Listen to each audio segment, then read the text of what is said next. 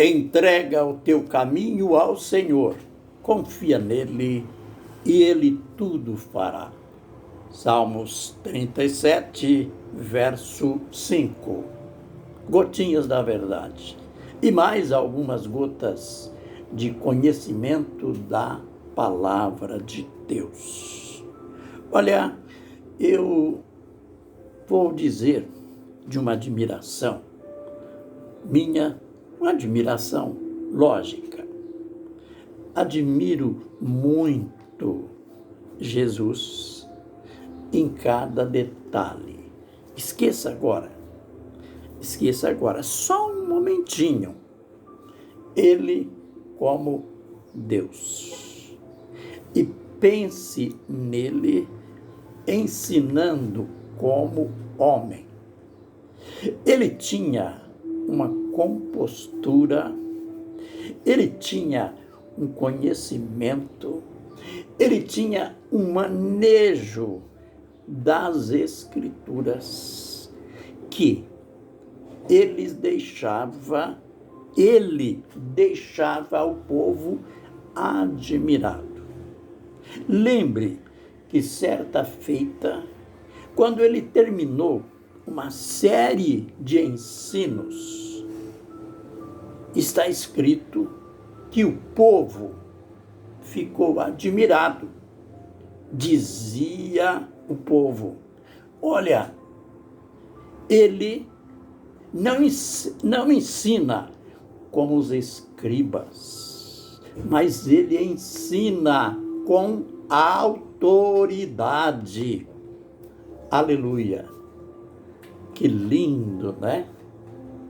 Olha, que os escribas eram homens inteligentes. Agora o povo ouve Jesus e faz um comparativo. Ele é diferente. Ele não ensina como os escribas. Ele ensina com autoridade. Olha, o que quer dizer isto? O ensino dele é prático. A vida dele é tudo ou toda relacionada com seus estudos, com seu ensino, com a sua pregação. Não é assim com os escribas. Uma lição para nós, né?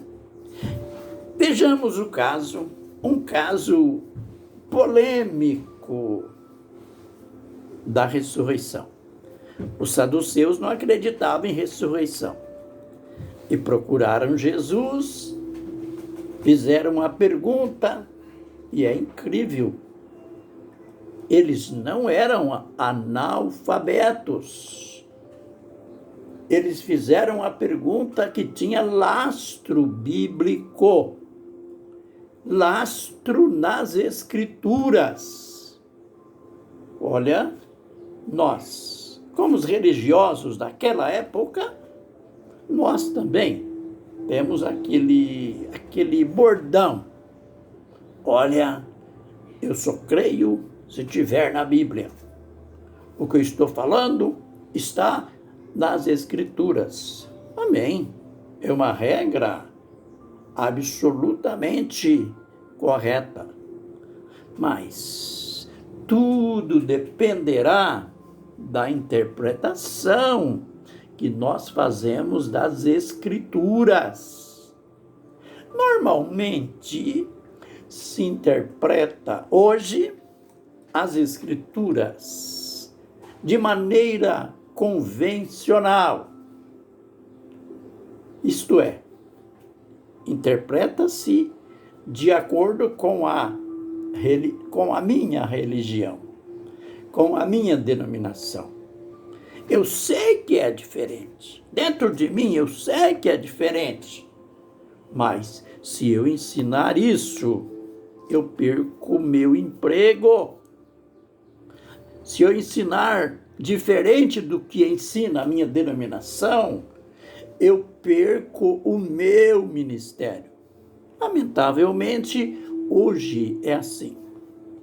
Jesus, ele que andava de casa em casa, de cidade em cidade, ensinando, pregando e curando, ele não tinha essas preocupações.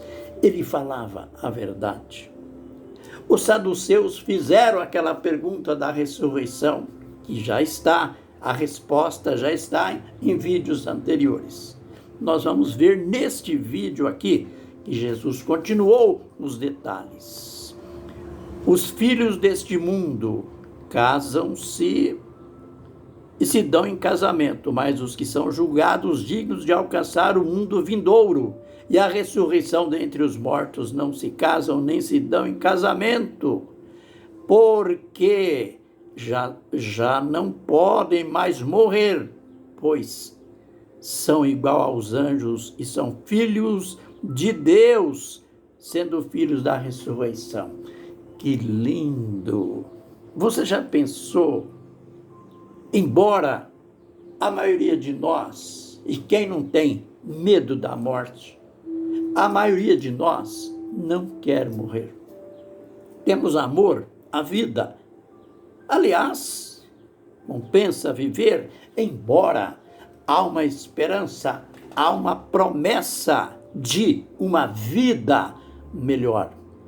Jesus está dizendo para os saduceus que não criam na ressurreição, que trouxeram a questão do casamento daquela mulher que ela foi esposa de 7 homens. Eles queriam saber do lado de lá, na ressurreição, de quem que ela vai ser mulher. Jesus então disse: olha, lá é tudo diferente. Na ressurreição, no mundo vindouro, lá aqueles que são achados dignos, julgados dignos de alcançar a ressurreição, de viver no mundo vindouro, Jesus está dizendo aqui, daqueles que morrerem em Cristo, dos participantes de Cristo. Eles são filhos de Deus, eles não estarão mais envolvidos em desejos sexuais que são o resultado de hormônios naturais, eles serão semelhantes a anjos. E Jesus continua, verso 37, aliás, 36, porque já não podem mais morrer, que bênção, pois são iguais aos anjos e são filhos de Deus, sendo filhos da ressurreição. A morte não será mais problemas para estes, para os ressuscitados. Já não podem mais morrer, eles serão filhos de Deus, filhos da ressurreição.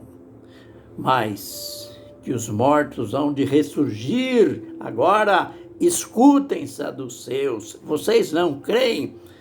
Os mortos hão de ressurgir. O próprio Moisés mostrou na passagem a respeito da sarça, quando chama ao Senhor, Deus de Abraão, Deus de Isaque, Deus de Jacó.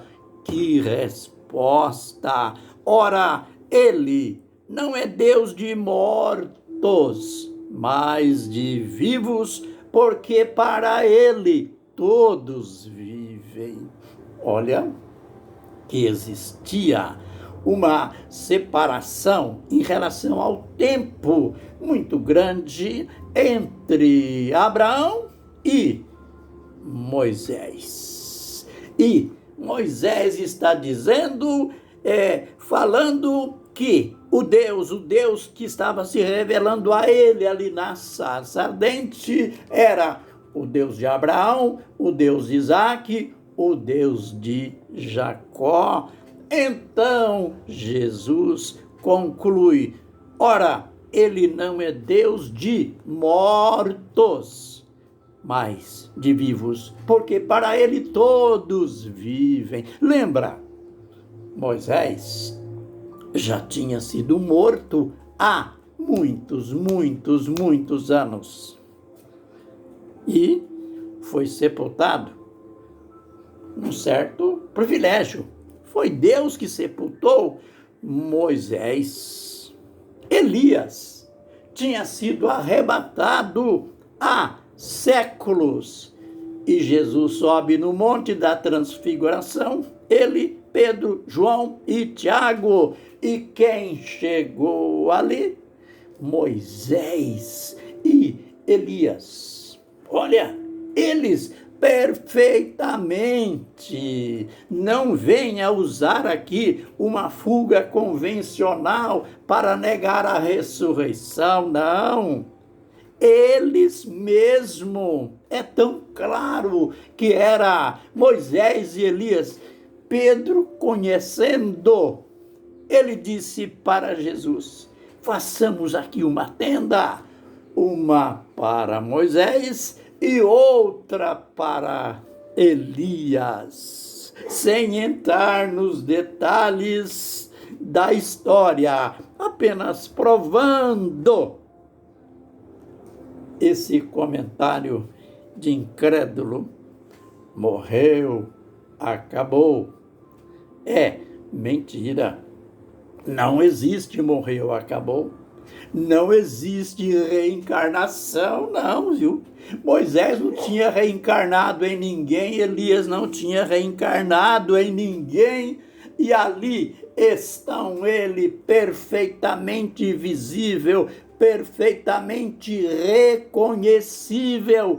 Pedro nem queria descer do monte mais. Então, conhecimento de causa.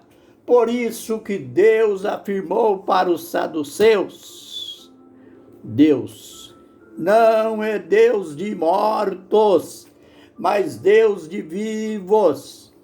Essa história de que morreu é apenas nossa, é apenas na terra. Para Deus, disse Jesus, para Ele todos vivem. Aleluia.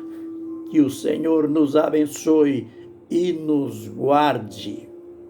Que o Senhor faça resplandecer o seu rosto sobre nós e tenha misericórdia de nós. Que o Senhor sobre nós levante o seu rosto e nos dê a paz. Amém e amém.